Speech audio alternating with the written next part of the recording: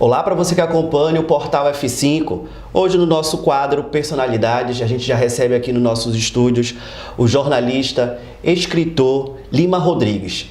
Lima, obrigado pela sua presença, ter aceitado o nosso convite para contar um pouquinho aí da sua história, né? Muito obrigado, Marcelo. Parabéns ao trabalho de vocês, do F5 aí. Estou à sua disposição. Uma saudação a todo mundo aí que está acompanhando vocês.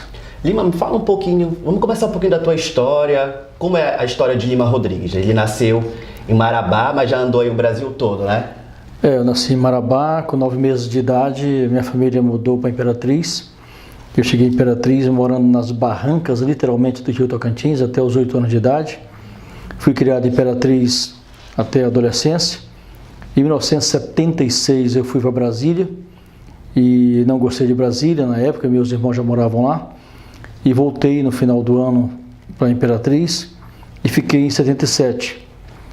Em junho de 77, eu com 16 para 17 anos, eu comecei a colaborar com o jornal O Progresso de Imperatriz e de lá para cá nunca mais parei. São mais de 41 anos de profissão e esse jornal até hoje eu colaboro escrevendo uma coluna toda quarta-feira abordando temas diversos. E depois voltei para Brasília, fiquei 3, 4 meses. Fui me apresentar ao Exército Imperatriz e fui servir o Exército em Marabá. Me mandaram para Marabá. Após sair do Exército, em 79, em janeiro, voltei para Brasília. Em 81, eu passei no vestibular em Uberaba. Fiquei 1 ano e meio em Uberaba.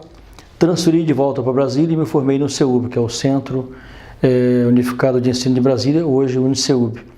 E daí eu fiz estágio na Rádio Nacional. Trabalhei 17 anos na Rádio Nacional, antiga Rádio Albras, hoje EBC, Empresa Brasil de Comunicação, que pertence ao governo federal. E saí da Rádio Nacional, fui trabalhar para a Rádio Eldorado de São Paulo, Rádio Bandeirantes, entre outras emissoras. Depois voltei para a Rádio Albras. Saí em dezembro de 2003, aí fui trabalhar no Superior Tribunal de Justiça com o ministro Edson Vidigal, que era presidente à época. Depois fui trabalhar com parlamentares de Rondônia, do Tocantins, do Pará. E trabalhei também como assessor de imprensa da Companhia Energética de Brasília, entre outras atividades. Já fiz aí um breve resumo da sua história, né? Agora vamos destrinchar aí. Fala um pouquinho da tua infância. É filho de são quantos irmãos, na verdade, a família? Meu pai se chama Raimundo, né? Ele, inclusive, interessante, dia 25 agora de agosto, se vivo estivesse, estaria completando 95 anos. Ele morreu em 84. Faltando poucos dias para minha formatura em jornalismo. Minha mãe se chama Iraides, tem 91 anos, mora em Imperatriz, no Maranhão.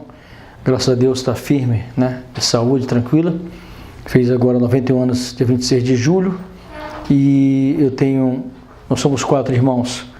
Na realidade, o mais velho morreu há 2 anos, em outubro de 2016. Morreu aqui em Paraupebas e foi sepultado na Imperatriz. Eu estava até fazendo um trabalho lá em Tucumã, na feira agropecuária, quando recebi a notícia. Tem uma irmã que mora em Paraupebas, que é a Ana Lúcia. O esposo dela tem uma loja aqui em Paraupebas. E tem um outro irmão que é caminhoneiro, que tem casa em Belém, mas ele fica mais viajando no Brasil como caminhoneiro. Eu sou o mais novo, né? É o caçula? Caçula, faço 59 agora, dia 19 de setembro. E me fala um pouquinho, como é essa relação tua com teus irmãos hoje, atualmente? Não, é tranquilo, relação tranquila, né? Discussões, né? Paz e amor e tal, aquela discussão mesmo de família normal, tranquila, entendeu? E eu sempre, na realidade, com meus pais, eu passei mais tempo fora do que em casa, né? Porque eu fiquei mais tempo em Brasília. Se for analisar pelo tempo de vivência, eu sou um brasiliense, né? Porque eu morei mais tempo em Brasília. Eu tenho 4 filhos, né? 2 netas, né? E por enquanto, com minha atual esposa, não tenho filho ainda, mas eu espero ano que vem a gente ter um filho. E da área da comunicação, é só você que trabalha? Só eu que trabalho na área de comunicação. Eu acho que em toda a família, né? Da família tem médico, tem odontólogo, tem advogado, tem enfermeira, tem outras profissões. Mas na área de comunicação, só eu. Inclusive, eu às vezes observo que na própria família e em outras famílias, a pessoa está às vezes no 5º semestre, 4º semestre, né, fazendo uma faculdade ou período, né, e aí decide largar a faculdade para fazer outro curso. Ou seja, tem gente até já quase se formando e muda de curso, não sabe o que quer.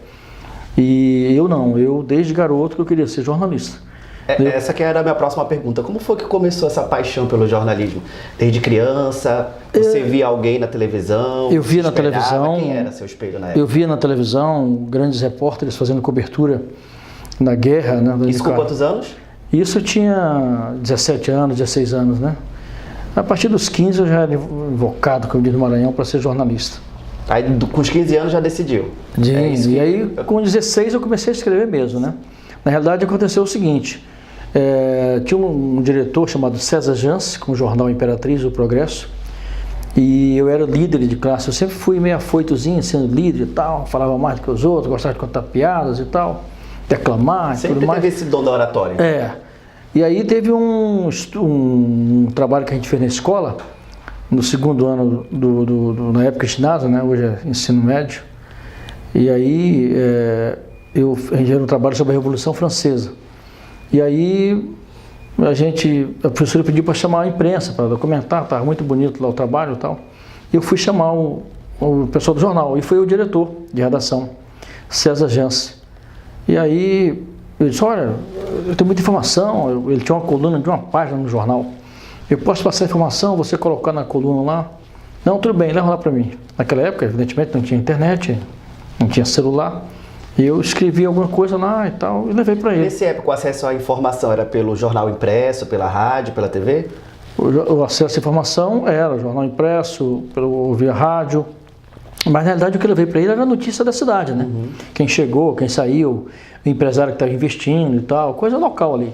Isso em Marabá? Imperatriz. Em Marabá eu só nasci, né? E aí, levei para ele. Só que eu achei que ele fosse colocar aquelas notas na coluna dele, de uma página. Daí, no outro dia, eu pego o jornal, tá lá, Josivaldo Lima, Sociais e Transas. Aí minhas notas, dia 9 de junho de 1977 foi a minha primeira coluna. Eu fiquei empolgado, né? Aí passei a escrever. E aí nunca mais parei, né? E aí aconteceu um fato interessante, que eu fiquei assinando Josivaldo Lima até 1983. Aí eu fiz um estágio na Rádio Nacional, e me destaquei no estágio, lá em Brasília. Aí o diretor de jornalismo, chamado José Voitichumas, um gaúcho, ele disse, olha, você se destacou no estágio, coisa que a Radiobras não faz, nós vamos dar um período de 3 meses e você vai fazer um outro estágio e depois nós vamos te contratar, que você é muito bom. Isso é palavra dele na época. E aí, você está com quantos anos, Lima, nessa época? Aí eu devia ter uns 23 para 24 anos. Aí eu terminei o curso, uns 24 anos por aí assim, e aí eu fui contratado. E quando eu fui contratado, ele disse, é o seguinte, a partir de hoje você não vai mais assinar Josivaldo Lima, você vai assinar Lima Rodrigues. É daí surgiu o Lima Rodrigues. Josivaldo não pega bem para rádio, é muito grande. E daí, graças ao José Voitichumas, meu nome passou a ser Lima Rodrigues. Aí teve um fato interessante, já contando um dos fatos das minhas coberturas, das minhas andanças no jornalismo, é que no dia que saiu a minha nomeação na Radiobras, na Rádio Nacional, naquela época era o governo militar, a ditadura, e o governo nomeou então um general para presidir a Radiobras. A Radiobras é a empresa de comunicação do governo federal. E aí eu assinei um manifesto apoiando as diretas já, em abril de 1984. E aí o corpo 7, 300 nomes, bem miudinho, mas o SNI pegou, né, o Serviço Nacional de Informação, e pesquisou a ficha de cada um daqueles jornalistas. E aí meu nome estava lá com o general. O general de Sora chamou o diretor de jornalismo, tinha o Zé Voitichumas, e acima do Voitichumas tinha o Leonardo Frois, que era o diretor-geral. Chamou, ele disse, olha, esse rapaz aqui, acabei de assinar a nomeação dele, mas vou ter que desnomear, porque ele é comunista. Ele está apoiando aqui as diretas já. Aí o meu diretor lá disse, general, esse garoto veio do Maranhão, ele não sabe o que é comunismo, ele assinou esse manifesto aí, ele é de esquerda, ele assinou esse manifesto aí por causa de influência do sindicato de jornalistas e tal. Aí o general, não, tá aqui a ficha dele aqui, tal, ele defende a direta já e tal, não sei o quê, entendeu? Naquela época era difícil, viu? É isso que eu ia te perguntar, como era naquela época exercer a profissão? Pois é, e aí Com muita peleja lá, né, o meu diretor conseguiu convencer o general aqui no... Conseguiu reverter a situação. Reverter a situação e eu fui nomeado, né? Mas é um fato interessante. Inclusive, na época que eu trabalhava na Rádio Brás, eu trabalhava primeiro como redator à noite e durante o dia eu trabalhava como correspondente de outras emissoras, já fazendo cobertura no Palácio Planalto, no Congresso. Eu fiz cobertura no Palácio Planalto e no Congresso Nacional do início do governo Sarney até o primeiro mandato do governo Lula. E viajei o Brasil, viajei em 10 países, foi muito interessante. E viajava o Brasil todo dentro da comitiva presidencial, nas comitivas presidenciais. Então, foi uma experiência boa. Depois eu passei para a reportagem, né, da Rádio Brás, da redação, eu passei para a reportagem. Na reportagem, na redação, tinha um negócio interessante. A gente não podia falar sobre índio, sobre garimpeiro, lá na Rádio Brás. Índio, garimpeiro, padre, terra, reforma agrária, uns termos assim. Tinha essa restrição? Restrição. E determinada coisa que você escrevia, sempre passava alguém para olhar, né? Então você recebia aqueles telex, aqueles textos que vinham das agências, UPI, outras agências, France Press e tal, e você tinha que transformar aquele texto de jornal em texto de rádio. Um texto mais objetivo, mais curto e tal. Linguagem para rádio. Para rádio, né? Então você tinha que pegar e fazer aquele texto. E determinado assunto não era a gente que escrevia, já era uma outra pessoa, porque tinha um controle, por causa da ditadura, né, do controle militar. E também, determinados assuntos a gente não podia abordar de maneira alguma. Com o tempo isso foi mudando, então eu convivi esse período e o controle realmente da censura e tudo mais. Então, por isso que eu defendia as diretas já, defendia a liberdade. Naquela época, prefeitos de capitais, governadores eram nomeados, inclusive em algumas cidades, os prefeitos eram nomeados, inclusive em Marabá, que era considerada área de segurança nacional, Araxá, em Minas Gerais, e outras cidades eram nomeados prefeitos, né? E aí depois eu, como repórter, eu acompanhei as principais coberturas do Brasil, né, como a votação da emenda das diretas já, em 84, a escolha disputa entre Maluf e Mário Andreasa para disputar com Tancredo o colégio eleitoral, a eleição de Tancredo, a doença, a morte de Tancredo, a posse do Sarney, depois a eleição presidencial, a vitória do Collor, o impeachment do Collor, o CPI do Collor, do PC, né, Farias, a CPI dos anões, e aí acompanhei todos os fatos políticos em Brasília, inclusive tem tudo documentado, com foto e tudo. Nesse período, a gente não contava muito com a internet, né? Como era que era lidar com a notícia, com o factual? Olha, é o seguinte, as pessoas, inclusive, observam, né, que o pessoal que veio de rádio, como eu vim de rádio, minha vida, a maior parte da vida foi no rádio, você aprende o improviso. Porque, por exemplo, eu cobri alguns determinados assuntos, manifestações grandes e também até mesmo em presídios, né, aquelas rebeliões em presídios, e você tinha que ir num determinado orelhão para passar a matéria para a rádio. E aí, no caso, você... O orelhão que tu está falando é o telefone público. Telefone público, certo. Né? E aí, a gente chamava de orelhão, né? Telefone público. E aí, a gente entrava ao vivo, fazia algumas anotações, alguns rabiscos ali, entrava ao vivo, entendeu? Na rádio. E é aquele negócio, eu bati um papo com o locutor perguntando como é que era e tudo mais. Então, daí o dom do improviso que veio do rádio, né? E o detalhe, você tinha que obter as informações, entrevistando as pessoas, um gravador médio, grande, entendeu? E você usava um jacaré, que a gente chama de jacaré, era um fiozinho na ponta, parecendo uma boquinha do jacaré. Você estava na cidade, estava no hotel, você destarrachava o telefone, abria o telefone, dentro do telefone tinha 2 plugs assim, você colocava o plug do jacaré aqui e a outra ponta colocava no gravador. Então você falava e soltava a sonora, que era fita cassete, e você soltava a sonora, deu para mandar para a rádio. E lá o pessoal fazia a montagem da fala. Então, era muito interessante essa dificuldade que você tinha para transmitir as notícias via telefone. Pra você ter uma ideia, naquela época, os jornalistas escreviam em texto para os jornais, os grandes jornais. A gente usava a máquina de escrever Olivetti, ou Remington, escrevia os textos. No caso, eu ia para a cabine de rádio gravar. O pessoal que era de jornal, ia um mototaxista, um office boy de moto da redação buscar o texto, tipo 2 laudas, está lá, editoria de economia, ou editoria de política. E aí o repórter fazia a matéria, escrevia no texto, 3, 4, 5 laudas, o mototaxista, o office boy ia lá buscar, levava para a redação, lá aquele texto ele era de novo digitalizado, né? E aí mandava para São Paulo, no caso para a Folha, para o Estadão, tal, para o JB no Rio, o Globo no Rio, mandava via tipo telex, né? Depois surgiu o fax, bem depois surgiu o fax. Aí você já mandava direto, o texto tipo uma cópia, né? Já mandava direto. E mas hoje a praticidade da internet, né? Tá aí. E hoje é aquele negócio, né? Quando você tinha alguma dúvida, né? E aí você ia pesquisar naquelas famosas, né? Publicações grandes, né? De editores, tal, famosas, aí você conhece bem, né? Que tinha N livros, né? Determinados temas, você ia pesquisar. Hoje você tem uma dúvida escrevendo um texto e você tem a facilidade aí do Google ali e tal, né? E eu fico impressionado, às vezes, é o seguinte, as pessoas publicam às vezes textos com determinados erros e eu fico assim, imaginando, porque o próprio Word já diz, está errado, né? Já faz a correção. Já faz a correção, né? E a pessoa ainda deixa sair, né? Então, assim, mas a dificuldade era grande.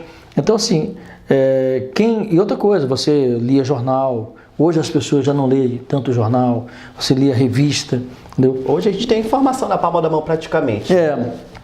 Então naquela época era muito interessante você ler os jornais, pegar um jornal, maço, aí você selecionava aquela informação de política, de economia e tal. Eu nunca fui muito assim, apesar que eu já cobri polícia quando eu comecei, mas nunca fui muito assim de ler crime, esse negócio e tal. Li algumas coisas, evidentemente, você tinha que ler um pouco de tudo. Mas o meu negócio era política. Hoje em dia, Lima, também aproveitando o gancho do momento, as fake news, né? Estão aí. Como era nessa época? Tinha que averiguar com a fonte? Sim, Como era que você ligava com as informações para apurar de fato mesmo a notícia, se era verdadeira ou não? Você tinha que, primeiro que era telefone fixo, né? Não tinha celular. Você tinha que verificar a notícia, confirmar os dados e tudo mais, para poder você fazer um texto para a rádio, você ia gravar com a fonte, né? E aquele negócio, como eu trabalhava na empresa pública, não tinha, às vezes eu passava para alguns colegas quando eu tinha uma informação, né? Então, já que eu não podia publicar sem citar o entrevistado, usando o termo fonte, né? Aí eu passava para algum colega. E quando eu trabalhei na empresa privada, aí sim, e eu trabalhava mais em rádio. Tinha mais liberdade para escrever. Mas aí no caso eu acabava fazendo a entrevista mesmo. Quando eu tinha uma informação que eu não podia usar o nome fonte, eu passava para um outro colega que poderia usar aquela informação. Inclusive para grandes emissoras cheguei a passar alguns furos. E tive a honra de fazer entrevistas exclusivas, da notícia em primeira mão. Pode destacar uns 2 ou 3 momentos? Teve um momento em que o ministro da Saúde era José Serra, e estava no auditório, e eu dei sorte. Às vezes a notícia chega até você, às vezes você cruza com a notícia, e ele falou assim para mim, me pergunta sobre a Funasa. Antes dele chegar para o auditório, cheio de jornalistas, ele cruzou comigo assim no elevador, só falou isso, me pergunta sobre a Funasa. E eu fiquei sem entender, tudo bem. E aí ninguém sabia de nada. Aí no meio da entrevista eu falei, ministro, e com relação à Funasa? Eu chutei, né? Ele mandou perguntar. Eu falei, com relação à Funasa, né? Que é a Fundação Nacional de Saúde, que tinha sede no Rio de Janeiro também, uma sucursal no Rio de Janeiro, ou representação, melhor. Aí eu falei, com relação à Funasa, quais as providências estão sendo tomadas? Aí ele disse, muito boa sua pergunta. Estou demitindo toda a diretoria da Funasa no Rio de Janeiro, e lá tinha jornalista do Globo, do JB, da Folha, e especialmente o pessoal do Rio, né, que eu dei o furo. Aí nós estamos demitindo toda a diretoria da Funasa no Rio de Janeiro, por denúncia de irregularidades, tal, uma intervenção, não sei o que, tal, e foi manchete no outro dia nos jornais. E o pessoal, como é que você sabia disso? A gente que cobra por Rio de Janeiro, eu tenho minhas fontes, né? Aí eu fiquei valorizando, né? Entendeu? Com certeza. E o outro momento foi quando o Fernando Collor saiu do Planalto, porque é o seguinte, no sábado a gente fazia plantão em frente à casa da Dinda. Aí ele ia correr e tudo mais e tal, no domingo ele também corria, recebia artistas e tal. E aí aconteceu um negócio interessante. quando eu cheguei lá, eu não sabia que tinha um acordo, que quando estivesse chovendo, não era para ninguém acompanhar o presidente. Eu não sabia do acordo, estava dentro do carro de reportagem, começou a chover, eu digo, esse pessoal tem medo de chuva? Chuva é tão bom, aí eu saí, o gravador, saí correndo atrás dele. Aí veio uma repórter também do Jornal Globo, a Maria Lima, me acompanhando. Aí eu fiz pergunta, ela fez pergunta também e tal. E aí no outro dia o jornal deu a matéria lá, as perguntas dela e as minhas, eu coloquei na rádio e tal. Ele gravou a entrevista com a gente. Quando foi no sábado seguinte, a gente de plantão no Planalto, ele ia lá despachar durante o sábado de manhã. Quando ele foi saindo, eu lembro que ele andava bem vestido, evidentemente, bem elegante, ele com um nível bem grande assim, no braço. Aí ele disse, e aí, corre amanhã comigo? Cheio de jornalista. Eu falei, corra, presidente. E aí eu fui correr com ele no outro dia. Inclusive tem foto aqui, tá tudo aqui. Trouxe até as fotos. Aí eu fui correr com ele. E aí, claro, que eu não acompanhei todo o percurso, né? Vinha uma Kombi atrás, né? Com segurança, com apoio e tal, com água. Eu corri um trecho com ele. E aí depois o cinegrafista dele filmou, isso saiu em programa nacional e tal, e ficou famoso esse trecho da entrevista. E aí o tempo passou, ele me cumprimentava e tudo. Quando ele saiu da presidência, né, eu fui lá na casa da Dinda e eu fui o primeiro jornalista a conversar com ele após 6 meses do impeachment. Aí ele falou, Lima, só não quero que você anote, nem escreva e nem grave nada. A gente pode bater um papo. Bacana. Me atendeu na casa da Dinda, na biblioteca, a gente conversou. E jornalista, a gente tem um dom de memorizar, até frases, que dependendo da situação você não pode gravar, não pode anotar. Mas você está vendo e depois você vai narrar aquilo em texto, ou falando, entendeu? E sem ter gravado ou ter anotado. E aí eu escrevi um texto. Esse texto saiu no jornal Estado de São Paulo e eu falei esse texto na Rádio Eldorado, que era do Grupo Estadão. Então foi muito interessante. E fora outros momentos que eu acompanhei de ter dado a notícia em primeira mão, inclusive quando morreu o então presidente da Câmara, Luiz Eduardo Magalhães, lá em Brasília. No caso de rádio de São Paulo, né, eu fui o primeiro a dar notícia, assim, era cada um brigando para dar o furo, né, primeira mão e tal. Então, alguém me confirmou e eu dei a notícia, até meu diretor na época disse, torça para esse homem ter morrido, porque se não tiver morrido vai ser demitido e tal, porque como é que você dá a notícia se você confirmar? Eu digo, mas a fonte me garantiu. E se essa fonte estiver mentindo? Você esperou o laudo? O laudo só vai sair amanhã, entendeu? Mas eu dei a informação. Então foram vários casos assim, que graças a Deus eu tive sorte, né, de passar a informação. Inclusive, quando eu comecei no jornalismo, em 77, eu dei um primeiro furo. Naquela época, o jornal era feito no linotipo, ou seja, você montava os chumbinhos, né, com as letras, chamava linotipo. E aí o jornal o jornal Progresso de Imperatriz no Maranhão, já estava quase rodando. E eu estava numa festinha na Getúlio Vargas, no aniversário, esquina com a Rua Ceará, bem no centro de Imperatriz. E aí passou uma senhora, conversando com outra senhora, e ela disse, ih, mataram o fulano. Aí eu ouvi aquilo, e disse, como é que é, senhora? E esse cidadão, ele tinha uma rede de drogarias, né? Inclusive na época ele tinha um carro chamado SP2, né? Então ele andava todo invocado no SP2, era um cara rico da cidade, ele era assim um cara gordo e tal, mas um cara famoso na cidade, né? Muito interessante. Aí ela disse, não, mataram o fulano. Eu larguei a festa aqui, corri, era na rua de trás, chamada Luiz Domingues, né? Com a Ceará, eu corri para lá, e o corpo ainda estava lá. E aí eu fui, pedi um telefone da vizinha, liguei para a redação do jornal, falei com o diretor César Jansen. Ele disse, como é que é, rapaz? Eu disse, mataram o fulano de tal, agorinha. Aí como é que foi? Não, eu disse que o cara chegou no balcão, perguntou que era fulano, atirou e tal, o cara correu, o corpo daqui, do cara, pois espera aí. Aí parou a redação, parou de imprimir o jornal, o diretor da redação foi lá comigo, pegou mais informações, mudou a manchete do jornal. O jornal já estava quase pronto, rodando. Tem que fazer uma outra circulação. Fazer uma outra capa, né? E aí, no caso, ele morre, assassinado fulano de tal, mataram fulano de tal, naquele empresário conhecido da cidade. Ele disse, realmente você tem o dom jornalístico. Você pode seguir que você tem realmente o faro jornalístico. Aí foi o meu primeiro furo, assim, né? E mudou e vendeu o jornal pra caramba. Bacana. Agora a gente vai falar um pouquinho da tua fase escritor. Como foi que começou também essa paixão? Eu comecei com uns 19, 20 anos de idade, escrevendo poesias, né? E eu sempre me inspirei muito no Patativa do Assaré, que era um poeta cearense, morreu aos 96 anos de idade, inclusive é meu patrono na Academia Paranaense de Letras, e eu gostava muito da rima, e também muito preocupado com as questões sociais.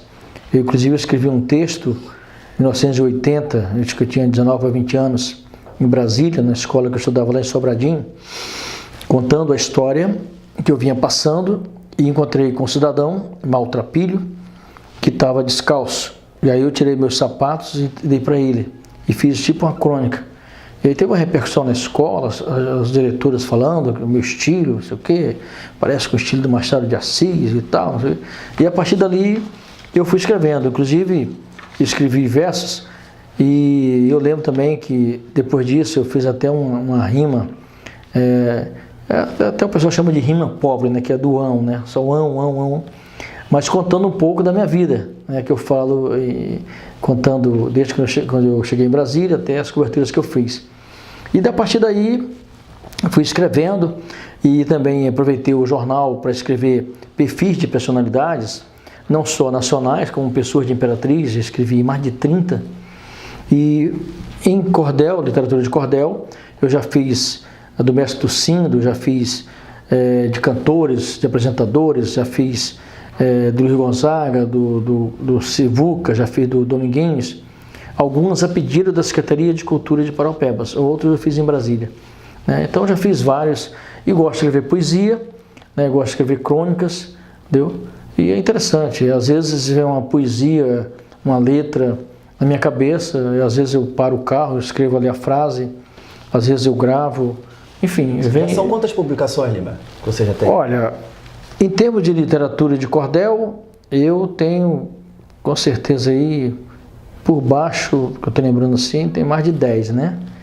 Tem o Luiz Gonzaga, tem o Mestre Tucindo, tem o Dominguinhos, Sivuca, tem 3 autoridades, talvez mais de umas 10 aí. Tem alguns que eu escrevi e não publiquei.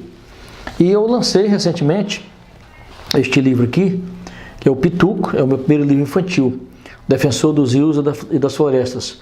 É um livro que conta a história de um garoto que sai percorrendo de canoa os rios do Pará, da Amazônia, e convencendo as famílias ribeirinhas a não poluírem o meio ambiente.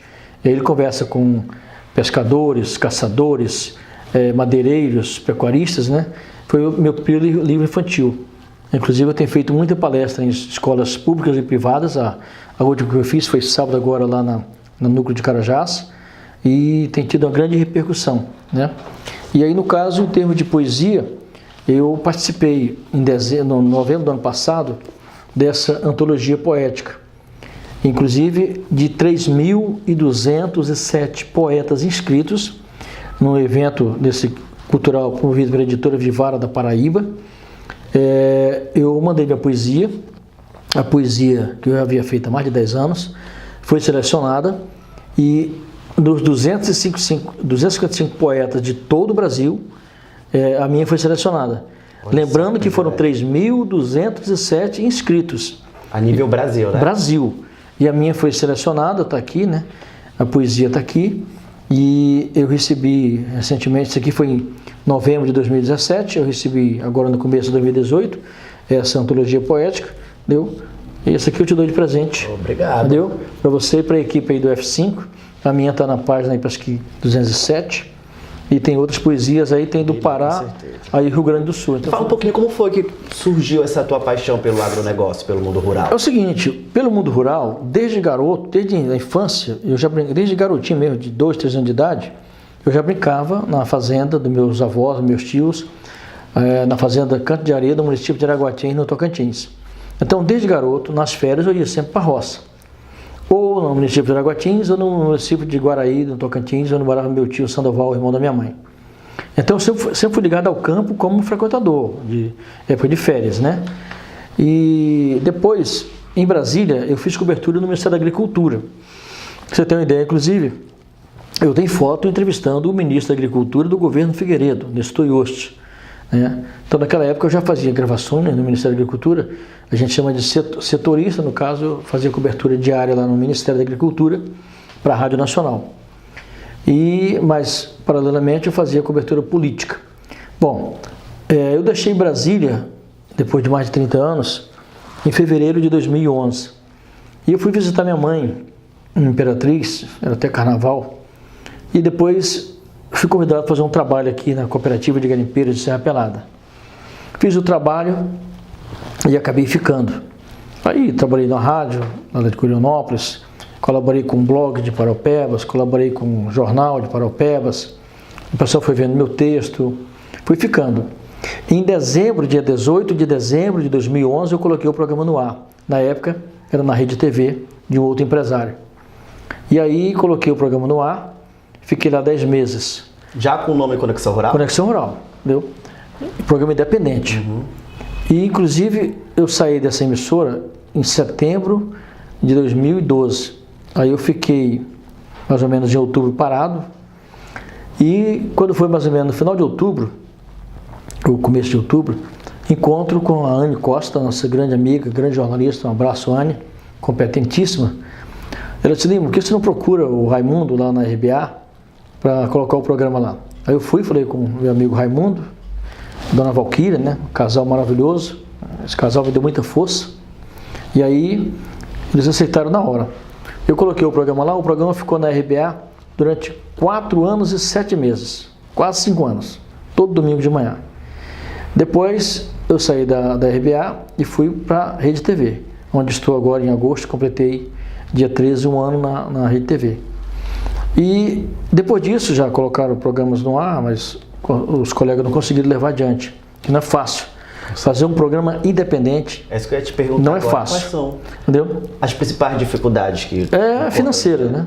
Você obter patrocínio suficiente para você pagar o horário, para você pagar funcionário, né? E para você se manter. A despesa não é fácil, mas graças a Deus eu tenho bons anunciantes, bons patrocinadores, e agora em dezembro eu completo 7 anos com Conexão Rural. É o programa mais antigo do Sudeste do Pará e talvez independente, um dos mais antigos do Pará. Pra você ter uma ideia, o programa está no YouTube, e eu uso muitas redes sociais, divulgo bastante o programa, o que vai acontecer, o que aconteceu, mostro o programa, eu uso muitas redes sociais, e hoje eu já sou convidado para grandes eventos, Brasília, São Paulo, Goiânia, Belém, Palmas, né? Interior de São Paulo, eventos do agronegócio. E as grandes empresas de comunicação que atuam nessa área me mandam release, mandam informação, pedem informação. Eu tenho anunciantes de São Paulo no meu programa, que atuam na região, tem interesse em divulgar na região. Então, a repercussão é muito grande. Eu já participei de 2 roadshow para jornalistas, eu fui o único do Pará convidado a participar de eventos em São Paulo, a convite da empresa de comunicação, do amigo meu Altair Albuquerque, e lá a gente visitou, como é que é o roadshow? O roadshow é visitas de jornalistas a projetos, né, na agropecuária. E aí a gente conheceu grandes projetos, e esses projetos eu trouxe para cá, sempre procurando fazer um link com o Pará. Tipo assim, olha, aqui está criando, nós vamos conhecer uma fazenda que cria o gado da raça Senepol, ou da Angus. Chega, vem cá, esse Senepol dá para criar no Pará? Tá, entendeu? Uhum. Então sempre fazendo link com o Pará, né? E graças a Deus, nós já temos inclusive 2 viagens programadas este ano para São Paulo, para cobrir grandes eventos do agronegócio. Tudo graças à repercussão do programa. A gente sabe que a mineração é forte aqui, né? E procurando algumas outras matrizes econômicas, né? Como é que está o agronegócio, você que trabalha diretamente? Olha, aqui na região de Paraupebas nós temos fazendas pequenas e médias, né? Chácaras, pequenas fazendas, porque isso aqui praticamente foram lotes que foram feitos através de uma reforma agrária. Mas ao lado de Paraupebas, nós já temos grandes fazendas para o lado de Canaã, grandes fazendas para o lado de Xinguara, de Rio Maria, de Redenção, de Tucumã, de Orilândia do Norte, Águas do Norte, todas que eu visito. Eu viajo todo o Sudeste. Toda a região, né? Toda a região, inclusive em Marabá, nós temos grandes fazendas. Recentemente eu fiz uma grande cobertura em Tucuruí, na Expotuc. Acompanhei. Pois uma grande cobertura, tudo a convite do sindicato. Fiz cobertura da feira também, do evento lá em Tupiranga. Então, o forte aqui da nossa região, nós temos a pecuária de corte. Nós temos aqui do lado, em Eldorado, o fortalecimento do leite, a bacia leiteira é muito grande em Eldorado do Carajás. E nós temos então a pecuária de corte, inclusive já houve um grande evento do Terra Viva, que é da Band, que fez o evento em Marabá. Então eles fizeram em algumas capitais do Brasil e uma das cidades escolhidas foi Marabá. Eu estive lá em maio fazendo a cobertura a convite deles, desse intercorte, que é o encontro da pecuária de corte. Então, hoje, o Pará tem o 5º rebanho do Brasil, é o 5º maior rebanho do Brasil. E a pecuária de forte se fortalece. Foi inclusive criada a CRIPará, Associação dos Criadores do Pará, justamente para tratar só da questão da pecuária de corte. Mas aqui na região também nós temos o fortalecimento da piscicultura, com o vereador Elias se destacando, nós temos outros produtores de peixe, nós temos fruticultura, que pode ganhar mais força, essa fruticultura, com mais projetos. Nós temos a apicultura, o pessoal produzindo bastante abelha. Então tem muita coisa que você pode produzir para não ficar só dependendo do minério, entendeu? Porque o minério um dia vai acabar, entendeu? E se os governantes investirem mais na pecuária, na agricultura, né? E aí na fruticultura, na apicultura, enfim, em várias coisas. Nós temos aqui do lado aqui. A nossa região é rica. É rica. Nós temos aqui em Curionópolis, por exemplo, a produção de cajá, no município de Curionópolis. Eu já fiz várias reportagens sobre a festa do cajá, entendeu? Que você tem ele natural, nativo, mas você pode plantar também com o apoio da Embrapa. Hoje a Embrapa orienta bastante a produção. Então, assim, você tem muita forma de fortalecer a própria mandioca. A mandioca é fácil de plantar, fácil de colher. Nós estamos agora no período da melancia.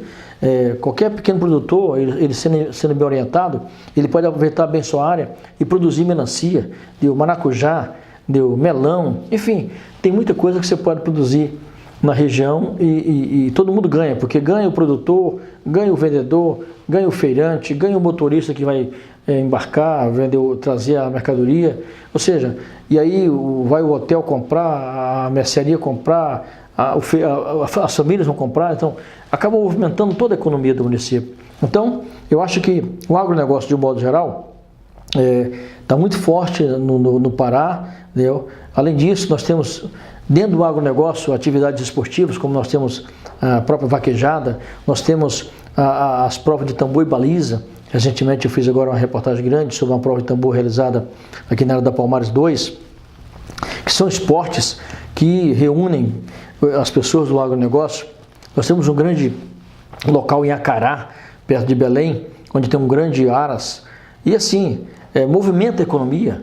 São fazendeiros que botam os filhos para aprender a montar a cavalo, disputar essas provas. Então, assim, o agronegócio é muito forte e só pode crescer mais.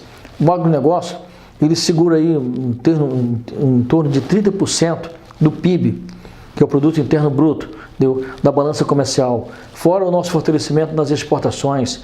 O Brasil lidera a exportação de carne bovina. Nós temos, apesar de recentemente, um ano e pouco atrás, 2 anos, teve aquela questão da carne, com determinadas informações falsas, mas o Brasil é forte nas exportações de carne, de cana-de-açúcar, de laranja. O Brasil hoje é o maior exportador de algodão, com fortalecimento do Mato Grosso. Enfim, nós dominamos determinadas culturas, que o Brasil produz a soja, muito forte no Mato Grosso, e aqui no Pará, parte do Maranhão. No Pará já tem determinados locais produzindo bastante soja. O Pará hoje é o maior produtor de cacau do Brasil, superou a Bahia. Nós temos Medicilândia, que é a maior produtora. Depois nós temos, em segundo lugar, a região aqui de Tucumã, com São Félix do Xingu, ali está em segundo lugar. Aqui em Paraupebas nós temos, já fiz reportagem, um produtor, o Léo do Cacau, produzindo cacau. Então, por que o Pará superou a Bahia? Porque nos últimos 5 anos, a Bahia teve problema de estiagem e também da doença da vassoura de bruxa. E aí o Pará conseguiu aumentar. Hoje, em área plantada, a Bahia é maior, mas o Pará domina porque o Pará consegue produzir por hectare, tipo assim, 916 quilos, enquanto que a Bahia produz 515 quilos. Então o Pará hoje é o maior produtor de cacau do Brasil. E o mercado quer mais. Porque as indústrias, expansão, né? as indústrias claro, de chocolate, hoje o que o Brasil produz não atende à demanda das indústrias de chocolate. As indústrias chegam a importar para poder atender essa coisa. Então, o agronegócio é muito rico. Pois é, Lima, então aproveitando todas essas informações, vocês encontram no Conexão Rural. Reforça aí para os nossos internautas.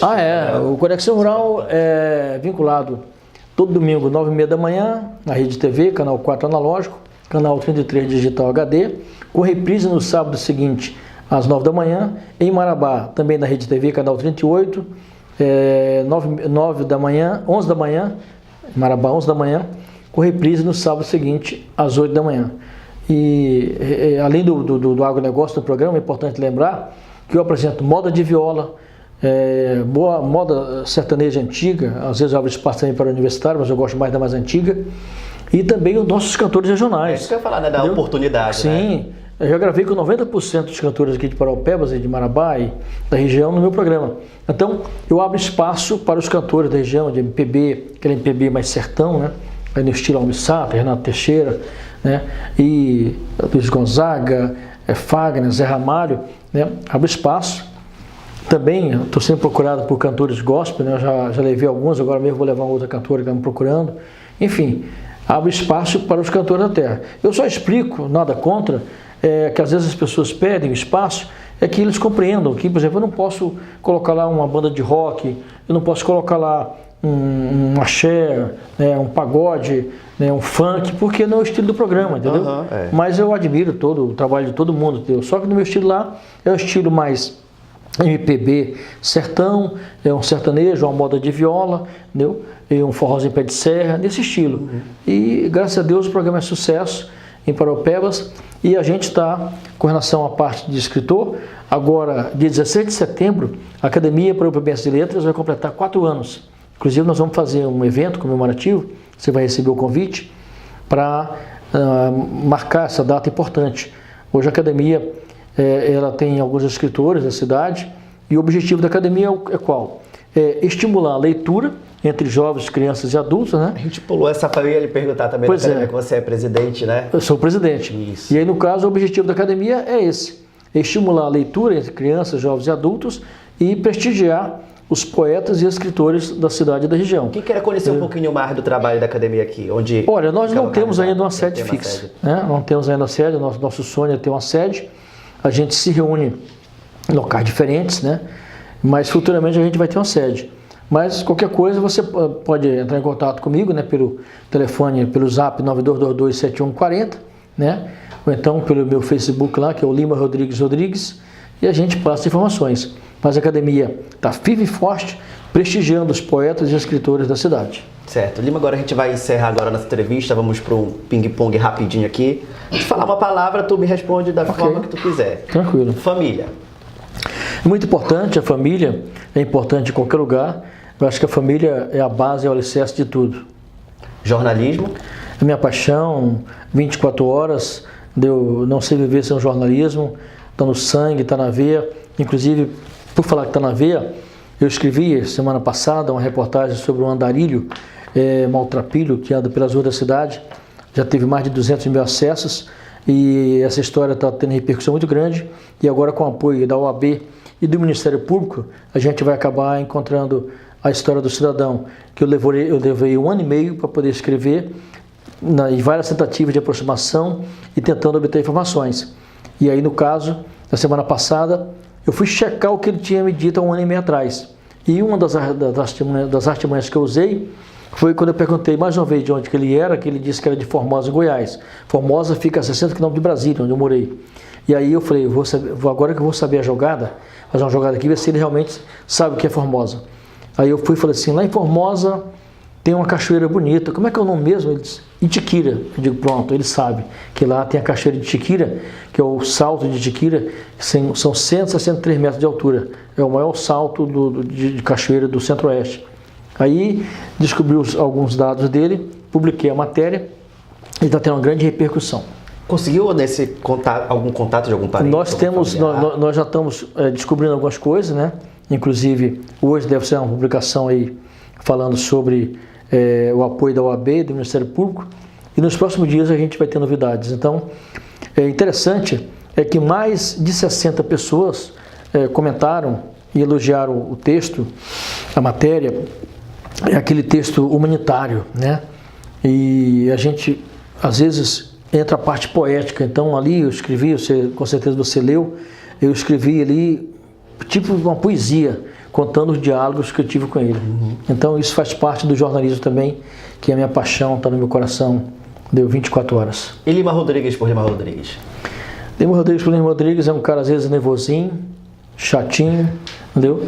Mas é um cara concentrado, é um cara que procura ler, procura ouvir, assistir telejornais, é um cara que gosta de ouvir uma boa música. Meu gosto é eclético, né? Mas eu gosto mais do sertão, das coisas do sertão, mas eu gosto de ouvir um pouco de tudo. E é um cara que se preocupa com a desigualdade social, que sonha em que nós tenhamos um Brasil sem desemprego, sem fome, sem miséria, entendeu? E que as pessoas possam dizer que a vida é bela, como eu inclusive digo na poesia. E é um cara que realmente procura ser bacana, ser legal, e ser amigo dos amigos, né? Então, o Lima Rodrigues é esse cara simples, às vezes as pessoas me acham até simples demais, entendeu? Mas é o meu jeito de ser, de levar a vida com tranquilidade e sempre valorizando o campo, porque o campo é a minha praia, é o que eu gosto, da roça e, enfim, da natureza. Lima, muito obrigado por ter aceitado o nosso convite aqui do Portal F5. Foi um prazer contar um pouquinho da tua história, tá bom? Muito obrigado, sucesso para vocês, para o pessoal para você, para o pessoal do Portal F5, e ter esse espaço aqui de contar um pouquinho da minha história. E estamos aí juntos, só contar comigo, me convidar que eu virei outras vezes, que dessa vez não deu, mas eu posso vir aqui para declamar poesia também. Um abraço, muito obrigado. Tá certo, obrigado, a gente fica por aqui e eu te espero no próximo quadro Personalidades. Fiquem ligados no Portal F5. Estamos no Facebook, Instagram e YouTube.